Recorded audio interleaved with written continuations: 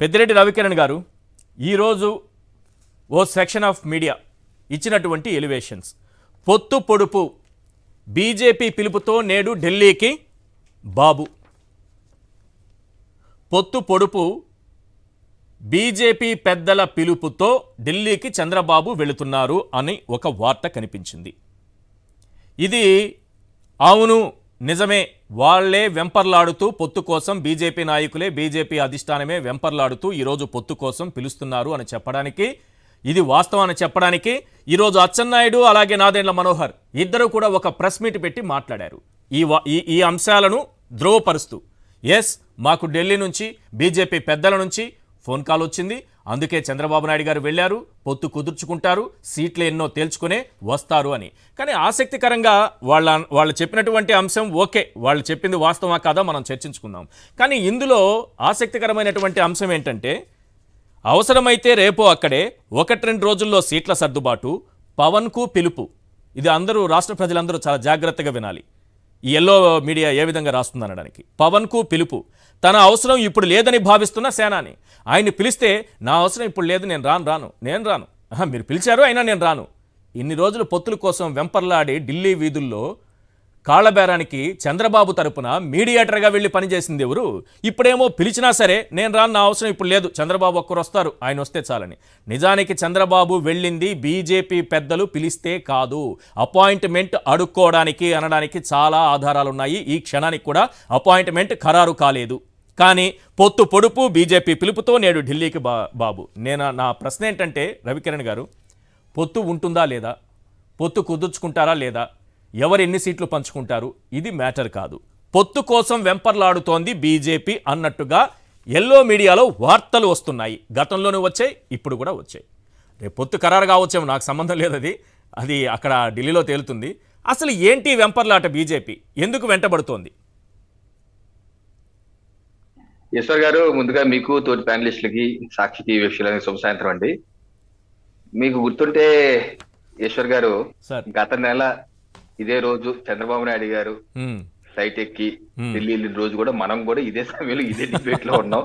మీరు కూడా అదే సదరు పత్రికని చూపించి ఏంటి మీరు ఫోన్ చేశారా, ఫోన్ చేయలేదా, అమిత్ షా గారు చేశారు అంటున్నారు, చేయలేదా, చేశారా, మీరు పిలుస్తున్నారా అన్నారు.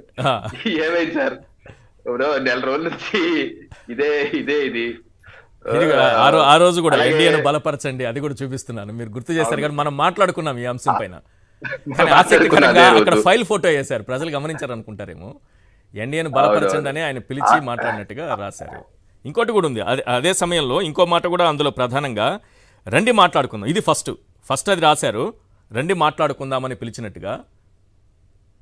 చంద్రబాబుకి అమిత్ షా ఫోన్, నేను ఢిల్లీకి టీడీపీ అధినేత. ఇది పరిస్థితి. ఫోన్ నిజమో అబద్ధం రాష్ట్ర ప్రజలందరికీ తెలుసు. అలాగే ఈ రోజు పత్రికలు కూడా రకరకాలుగా రాశాయి.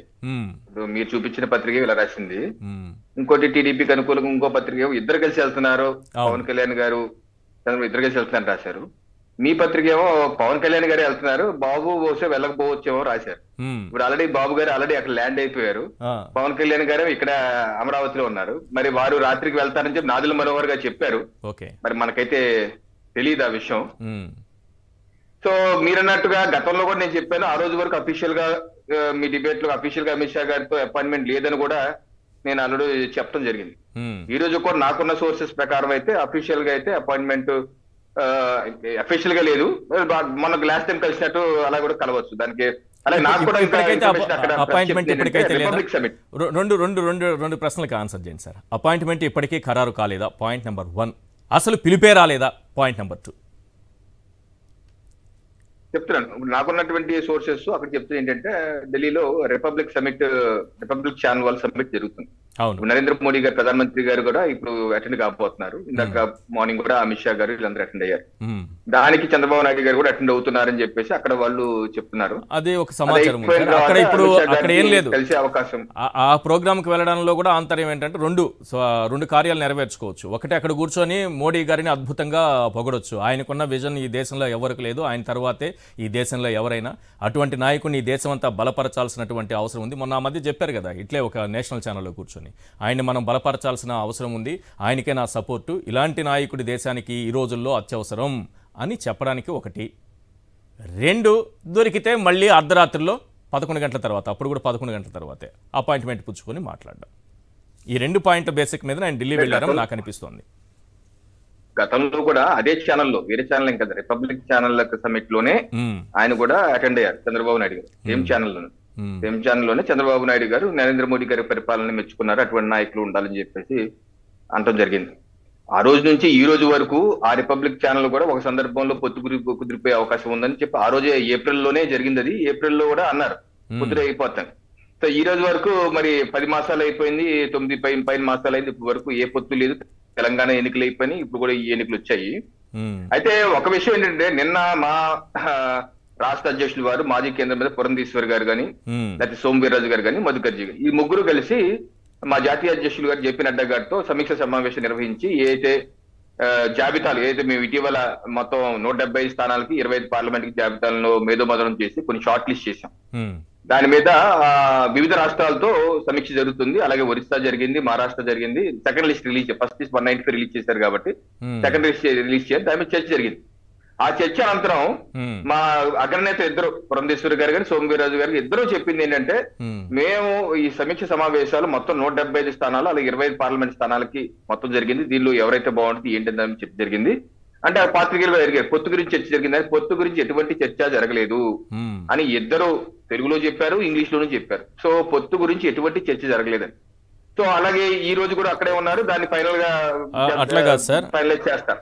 అట్లాగా సార్, పొత్తు గురించి చర్చే జరగలేదని అంటున్నారు కదా.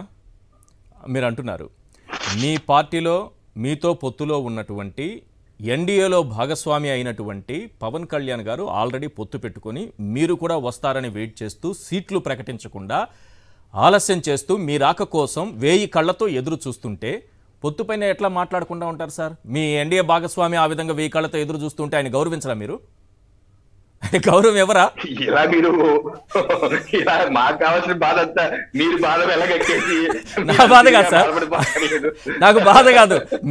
నేనేమంటున్నానంటే ఆయన 1000 కళ్ళతో మీరు రాక కోసం ఎదురు చూస్తున్నారు. ఆయన గౌరవం ఎవరా మీరు? మీ పవన్ కళ్యాణ్ ఆ మాత్రం గౌరవించరా మీరు? అది బాధే ఉంది. గౌరవ మర్యాదలకు ఏం తక్కువ లేదు, అందరికీ గౌరవం ఉంటుంది. మారిన నేపథ్యాలు మనం చూస్తున్నాం. ఓకే, ఇదంతా మనం చూసాము.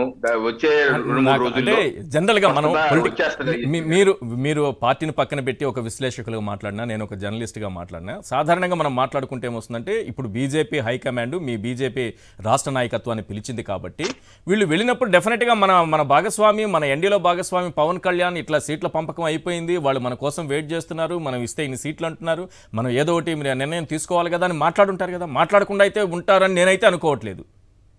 నేను ఒక జర్నలిస్ట్గా, మీరు ఒక విశ్లేషకులుగా మాట్లాడుతున్నారు. పార్టీలు పక్కన పెట్టద్దు, పార్టీలో పక్కన పెడితే వెనకాల మోడీ ఉన్నారు.